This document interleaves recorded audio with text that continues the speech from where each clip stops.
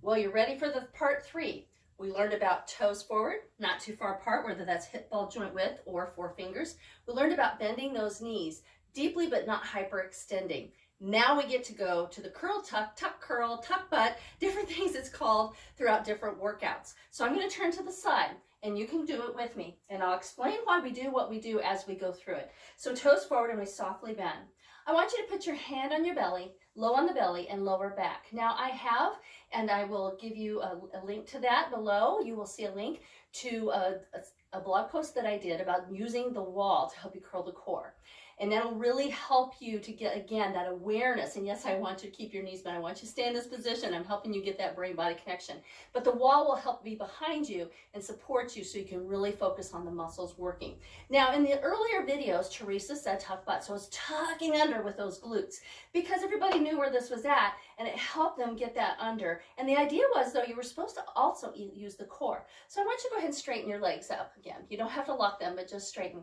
So as we go into it again, we're going to reverse that in our thinking. So in later videos, Teresa said curl the core, which is really what she wanted us to do all along. But that wasn't a buzzword back then. So now we all kind of understand the core a little bit more. And if not, you will by the end of this video. So softly bend. First, let's double check our toes. Softly bend, hand on belly, hand lower back.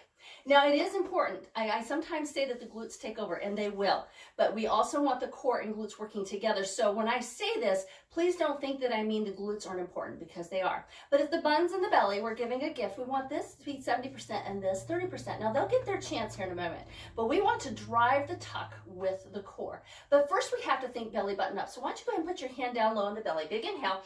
Exhale, belly button up. Now, you see my knees straighten just a little bit. That's why we need to start deeply. Inhale again.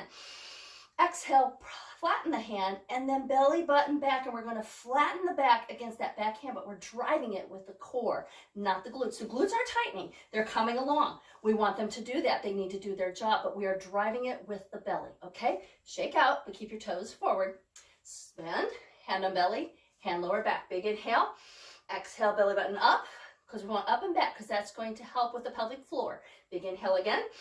Exhale, flatten the hand and tuck under, flattening that back against the hand. So your glutes are more activated here, but the core is as well. So once you have that and you haven't lost your core, now I want you to purposely tighten the buns, because then that's going to help lock it in place. And it's also going to activate all the gluteal muscles, not just maximus that we all know about.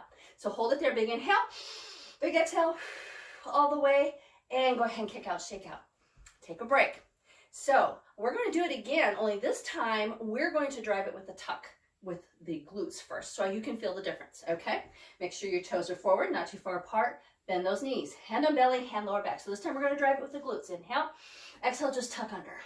Really pull it under. Now you should feel a little bit of difference here. You should feel that this is a little stronger, and this is a little, it's there, but it's weaker. And I don't feel that lift in my pelvic floor like I did when we did belly button up and back. So release that. Bend, hand on belly, lower back, hand down low. Big inhale. Exhale, belly button up. See, that'll lift up the pelvic floor so you don't exacerbate any issues there. Inhale again. Exhale, flatten the hand, and then belly back, and then the back into the hand. Now tighten the buns. Did you notice the difference? Before there was a real intensity here. Now it seems to be more equal across all the gluteal muscles, not just here, because there's other gluteal muscles there too. And it's also going to help get rid of those hip pads that we always want to get rid of. Whereas if you just tuck under tight, well, you might be working the maximus back there, but you're not working the core as well, or the others, and you're going to cause problems down the chain with your knees and feet. Okay, got that? Big inhale. Exhale all the way, and you can shake that out and kick. So that is why we tuck, and that's how to safely tuck.